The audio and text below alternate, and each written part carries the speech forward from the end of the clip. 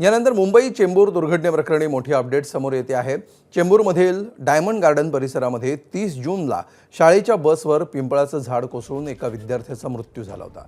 या दुर्घटनेप्रकरणी नियुक्त चौकशी समितीने आपला अहवाल महापालिका आयुक्त अश्विनी भिडे यांच्याकडे सादर केला आहे। या अहवालामध्ये झाडांच्या सुरक्षेसाठी नेमलेल्या कंत्राटदारावर 5 लाख रुपये तर देखरेख करणाऱ्या सल्लागार संस्थेवर 2 लाख रुपयांचा दंड आकारण्याची शिफारस करण्यात आली आहे। तसंच झाडांच्या सुरक्षेसाठी मानक कार्यपद्धती तयार करून ती तातडीने लागू करण्याचे निर्देश आयुक्तांनी दिले।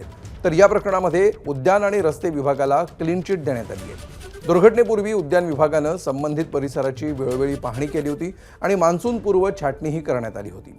तसंच पर्जन्य जल वाहिनीच्या कामादरम्यान झाडांच्या सुरक्षेबाबत उद्यान विभागाने रस्ते विभागाला वारंवार सूचना दिल्यामुळे या दुर्घटनेत उद्यान विभाग किंवा रस्ते विभागाचा प्रथमदर्शनी कोणताही दोष आढळत नसल्याचं समितीने स्पष्ट केलं आहे।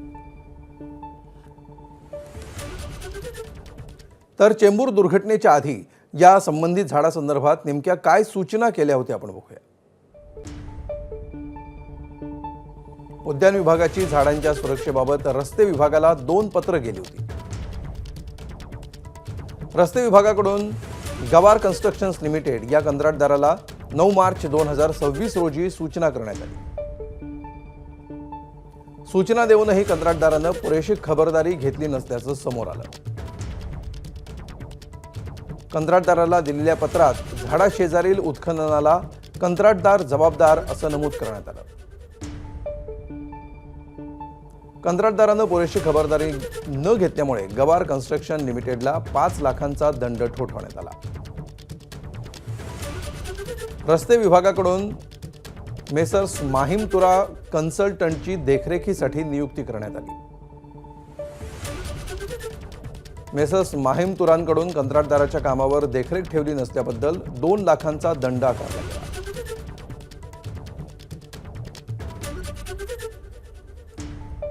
तर चेंबूर दुर्घटनेच्या अहवालावरून प्रशासन विरुद्ध महापौर संघर्ष असल्याचं बघायला मिळत आहे। महापालिका आयुक्तांच्या सूचनेनंतर सादर करण्यात आलेला अहवाल महापौरांना मान्य नाहीये। कंत्राटदार आणि महापालिका प्रशासनाची जबाबदारी असल्याची महापौर रितू तावडे यांची भूमिका आहे। बीएमसी अधिकाऱ्यांना पाठीशी घालणारा अहवाल मला मान्य नाही असं रितू तावडेंनी स्पष्ट सांगितलं आहे। तर त्यांच्या या भूमिकेमुळे पालिका आयुक्त अश्विनी भिडे आणि महापौर रितू तावडे यांच्यात संघर्षाची ठिणगी पडल्याची चर्चा आहे।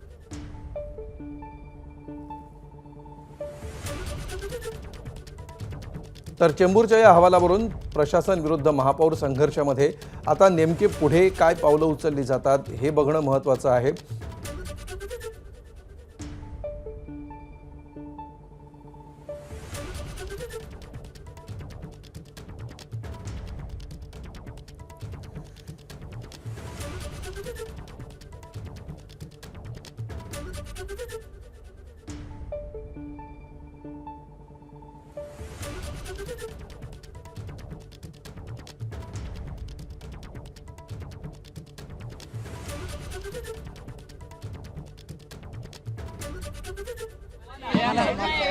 मुंबई महानगर पालिका की मानती है कि चेंबूर का जो पेड़ गिरने की घटना हो गई उसमें एक बच्चे की जान चली गई है। ये जो अहवाल है उसके लिए मैं सहमत नहीं हूँ, क्योंकि मेरा डे 1 से एक ही स्टेटमेंट था, ये जो रोड बने हैं ये मुंबईकर के लिए बने, मुंबई का बहुत ज़्यादा सर आयुक्त मॅडमनेही आयुक्ताच्या चष्म्यासोबत थोडा वेळ तरी आईच्या चष्म्यातून बघणं फार गरजेचं आहे असं मला स्वतःला वाटतंय।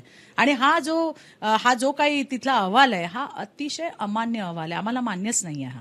त्यामुळे हे जे कोण होते त्यांच्यावरती सदोष मनुष्यवधाचा गुन्हा दाखल झाला पाहिजे।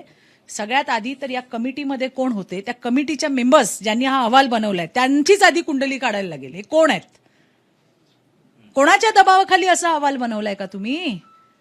आणि इतकं निर्लज्जपणे 7 लाख तुम्ही त्या ठिकाणी दंड ठोठवून त्या बाळाच्या जीवाची किंमत लावून टाकली। हे आम्हाला अजिबात मान्य नाही, आम्हाला हा अहवालच मान्य नाहीये। दरम्यान या अहवालावरनं किशोरी पेडणेकर आणि संदीप देशपांडे यांनी टीका केली आहे।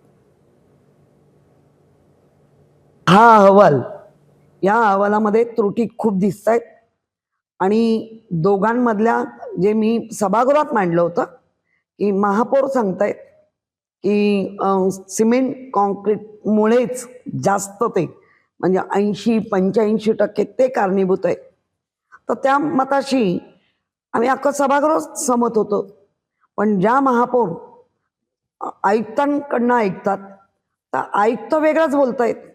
मग मी असं म्हटलं तुमच्यामध्ये काही शाब्दिक, मला वाटतं प्रशासन आणि महापौर या एका ट्रॅकवर चालल्या पाहिजे. जो अहवाल आला त्याच्यामध्ये बऱ्याचशा गोष्टी या इग्नोर केलेल्या आहेत की जे त्या आत्ताच्या अहवालात म्हटलंय ना की ट्री रिस्क असेसमेंट आम्ही करणार, या संदर्भातला पत्र 2024लाच महापालिकेकडे आलेलं की आम्ही ट्री रिस्क असेसमेंट करून देऊ.